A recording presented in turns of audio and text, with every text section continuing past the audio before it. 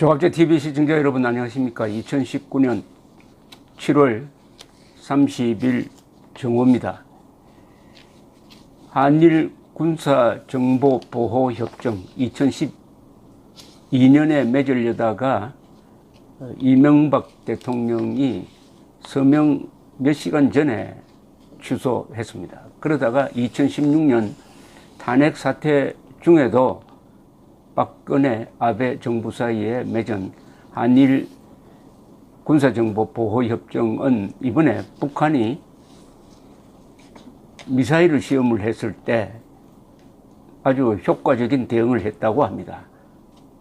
구체적인 내용은 밝혀지지 않았지만 아마도 우리가 일본의 정보를 입수해가지고 정확하게 이 미사일의 사정거리라든지 이 궤적을 추적한 것이 아닌가 이렇게 판단이 됩니다. 그런데 이게 매년 기한을 연장하는데 8월에 기한을 다시 연장해야 합니다. 해마다 한 번씩 하는데 여기에 대해서 일본 정부는 관방장관의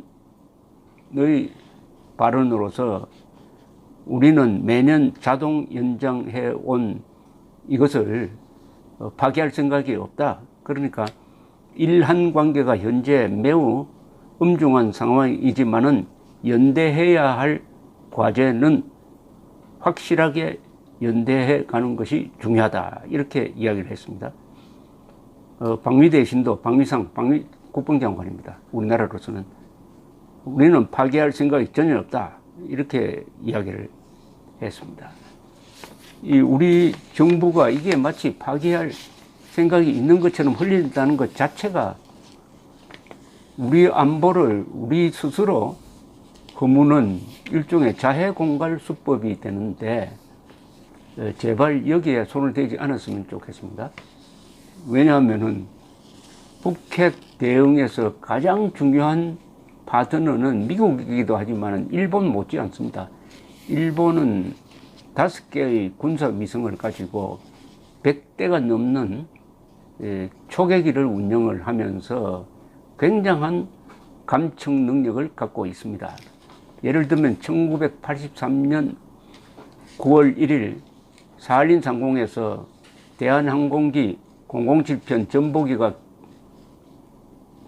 소련 전투기가 쏜 미사일에 맞아가지고 격추되었습니다. 269명이 사망했습니다. 그게 미국 사람도 한 50명이 있었어요. 이때 일본 자위대, 북해도에 있던 일본 자위대 기지가 관제사와 조종사가 통화하는 내용, 관제사가 격추를 명령하는 내용을 녹음을 했습니다. 녹음을. 이 녹음을 미국한테 줘가지고 미국이 유엔 내서 이것을 공개하도록 만들었습니다. 물론 우리한테 도움이 된 거죠. 그리고 대한항공 폭파 사건이 일어난 1987년 12월 초에 12월 1일로 기억됩니다.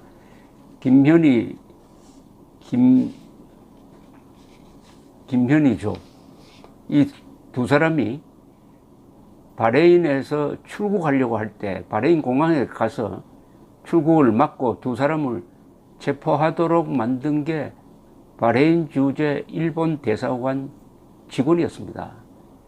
그 사람이 노력이 없었으면은 두 테러리스트는 비행기를 타고 로마로 가서 그냥 실종돼 버렸어요. 그러면은 대한항공 폭파 사건은 이것은 안기부가 조작한 것이다. 이렇게 뒤집어 썼을 것입니다. 결정적인 순간에 일본이 우리를 도와준 이 사실을 그동안에 역대 한국 정부가 국민들에게 알리지 않으니까 요사이 반일 소동 속에서 불매운동까지 일어나고 있습니다. 반일, 무조건적 반일은 안 됩니다. 그리고 일본이 유엔 후방사령부 역할을 한다는 것, 일본이 후방사령부 기지를 제공하고 있다는 이런 사실도 우리 역대 정부의 고관들이 한 번도 국민들에게 이야기한 적이 없으니까 모릅니다. 모르니까 무조건적 반일 무조건적 반일은 이것은 북한만 이롭게 하는 것입니다. 거기에 편성해가지고 우리한테 득이 되는 한일 군사 정보 보호 협정을 깨겠다고 하면은 우리가 일본을 적으로 보겠다는 이야기입니다. 우리가 일본을 적으로 보겠다는 이야기입니다. 우리는 이미 30개 이상 나라와 이 협정을 맺고 있습니다. 이 협정은 뭐 별것 아니에요. 서로 주고받는 정보를 보완하자, 남에게 누설하지 말자는 그런 약속입니다. 그 약속이 없는 상태에서 어떻게 정보를 서로 주고받을 수가 있겠습니까? 그 정도로 하고, 오늘 황교안 자유한국당 대표가 일본 수출 규제 대책 특위 2차 회의에 참석해서 한 인사말을 한번 소개를 해드리려고 합니다.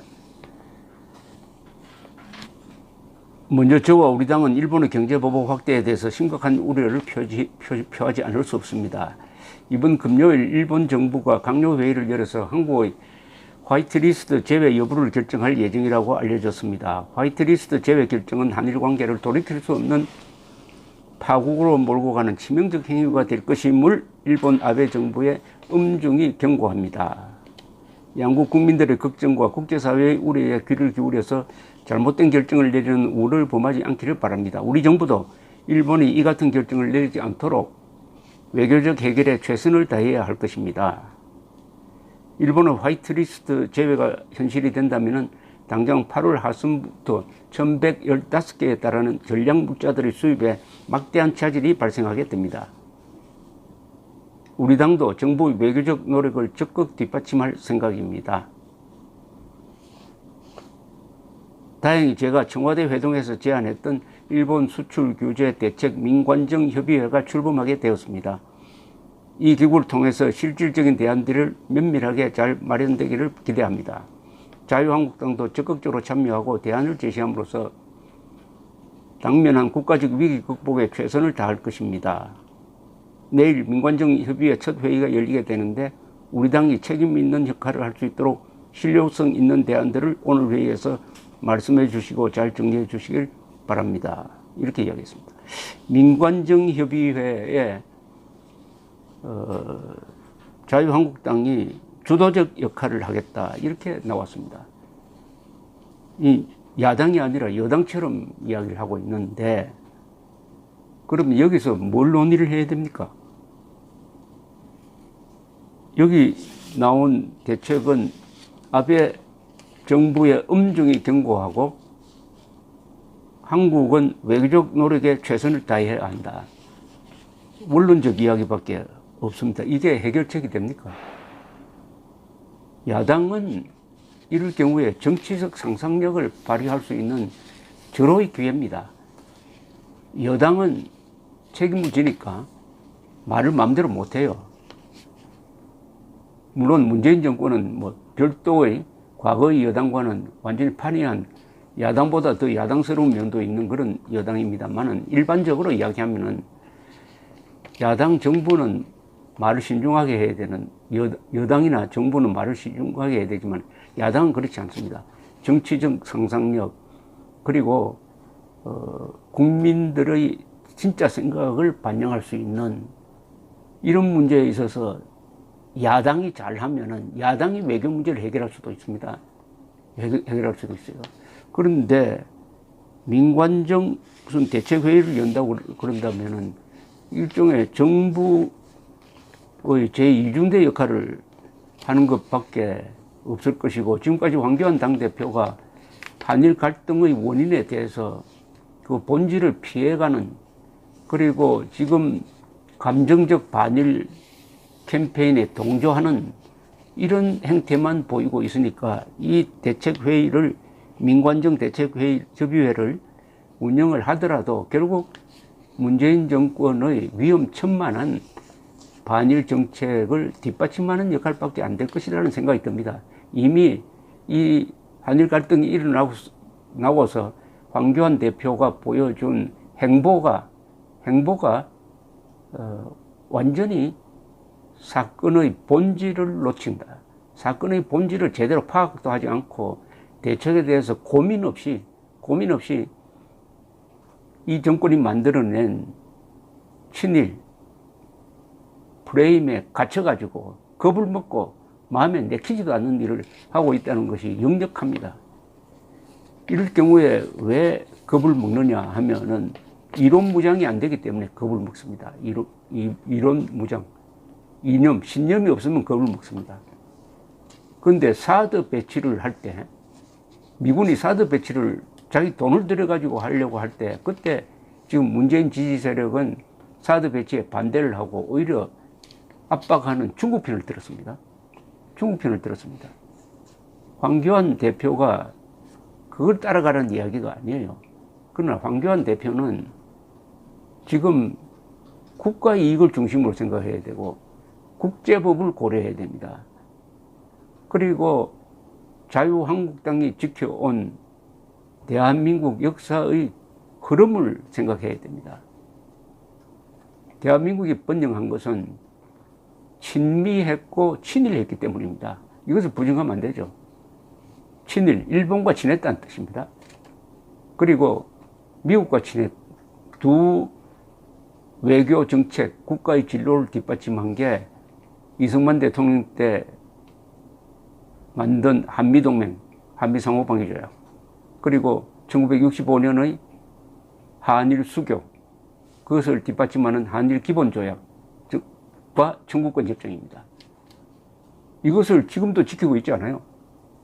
지금도 지켜야 됩니다. 지켜야 돼요. 이 두 기둥 중에 하나만 무너져도 대한민국은 주저앉게 되어 있습니다. 또 그것을 지켜온 정치 세력이 바로 자유한국당이 맥을 잇고 있는 대한민국의 보수 정치 세력입니다. 그럼에도 불구하고 황교안 대표는 전통과 역사, 대한민국의 대세, 이것을 지키려는 그런 중차대한 임무를 포기를 하고 무조건적으로 지금 문재인 정권의 반일 정책에 합세하고 있습니다.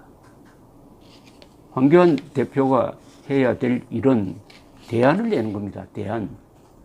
대안을 낼 때는 정확하게 알아야 돼요. 이 대안에 대해서 어제 차명진 전 새누리당 의원이 한 이야기가 있습니다. 자꾸 이 정부가 미국 보고 중재해달라고 하는데, 그럴 바에야 일본이 요구하는 제3국의 중재를 맡기자. 그걸 받으면 되는 거 아니냐? 미국도 제3국 아니냐? 차라리 공식적으로 일본의 제안을 받고 또 한국도 미국 보고 중재하자고 하니까 잘 됐다. 미국을 중재국으로 하자. 청구권 협정에 따른 분쟁 해결 방식에 그게 나와 있으니까 그렇게 하면 되지 않느냐. 왜 이런 이야기를 자유한국당이나 황교안 대표는 못합니까? 이게 정치적 상상력이 부족한 것 아니겠습니까? 지금 와서 자유한국당이 대법원이 징용공 배상 책임을 일본 기업에 물을 수 있다고 판결한 것, 그것을 부인할 수는 없을 것입니다. 그건 존중해야 됩니다. 또 일본의 정경분리 원칙을 위반한 이 수출 규제에 대해서도 항의를 해야 됩니다. 동시에 문재인 정부에 대해서는 한일 기본조약과 청구권 협정은 지켜야 한다는 이야기도 해야 됩니다. 두 가지를 같이 존중해야 돼요. 한일 기본조약도 존중하고, 그리고 대법원 판결이 비록 법리에 맞지 않지만 이미 나왔으니까 그것도 존중해야 됩니다. 자, 그러면 그 사이에 제3의 길을 찾아야죠. 그 제3의 길이 차명진 의원 말대로 미국을 중재국으로 하는 중재를 하자. 동시에 우리 정부가 일본 기업에 배상 물을 필요 없이 우리 정부가 배상하겠다. 이것은 2005년 노무현 정부 때의 결정을 그냥 개성해야 된다. 이런 주장을 해야 뭔가 풀리는 실마리가 생기는 거 아닙니까? 이런 이야기는 하지 않고 오로지 일본 정부를 규탄하고 이 정부야, 문재인 정부에 대해서는 외교적 해결을 하라는 하나마나한 이야기 아니겠습니까? 하나마나한 이야기를 한다면은 야당의 존재의 의미가 없습니다. 야당의 존재의 의미가 없습니다. 야당의 존재의 의미는 정부를 비판하는 것이지 정부의 반일 종족주의 선동에 숟가락을 하나 더 놓는 것이 아닙니다. 그렇게 해서 표를 더 얻을 수 있다고 계산한다면은 셈법이 틀렸습니다. 지금 황교안 자유한국당 지지율이 올라가고 있습니까? 지금 올라가고 있는 것은 문재인 대통령과 여당 지지율이 올라가고 있습니다. 왜 그렇습니까? 자유한국당이 입장을 밝히지 않음으로써 대안이 없는 정당이 되고 말았습니다. 비판만 있고 대안 없는 정당, 그리고 말장난만 있고 정책이 없는 정당. 말 대신에 글을 써야죠. 정리된 문서 하나 나오지 않고 그냥 최고회의 하면은 거기서 농담 따먹기 비슷한 이야기를 해가지고 이런 중대한 사태에 대한 대안을 만들 수 있느냐? 불가능하죠. 자유한국당이 용감하지는 않지만 부지런해야 되는 것 아니겠습니까? 부지런하지도 않으면 곤란하죠. 그리고 지금 문재인 정권의 대일 정책이 가지고 있는 이념적 측면을 제대로 들여다봐야 되죠. 그건 뭡니까? 일본과 한국 사이에 맺은 청구권 협정도 파기할 생각이 아니라면 이렇게 할 수가 없죠. 그리고 아베 박근혜 사이에 맺었던 종군 위안부 최종 합의 정신도 파기한 것 아닙니까? 그렇다면은 일본으로서도 문재인 정권은 믿을 수 없다 라고 하면서 이런 식으로 나오는 것을 이해할 수 있는 측면이 있는 거 아니에요? 그리고 문재인, 김정은 이념 공동체 내지 운명 공동체가 지향하고 있는 한일 관계는 뭐냐? 한일 관계를 파탄내 가지고 한미 동맹까지 흔들든지 또는 한미일 동맹을 사실상 와해시켜서 남북한의 좌익들이 손잡고 낮은 단계 연방제를 하고 최종적으로는 김일성주의 세상으로 만드는 데 협조하겠다.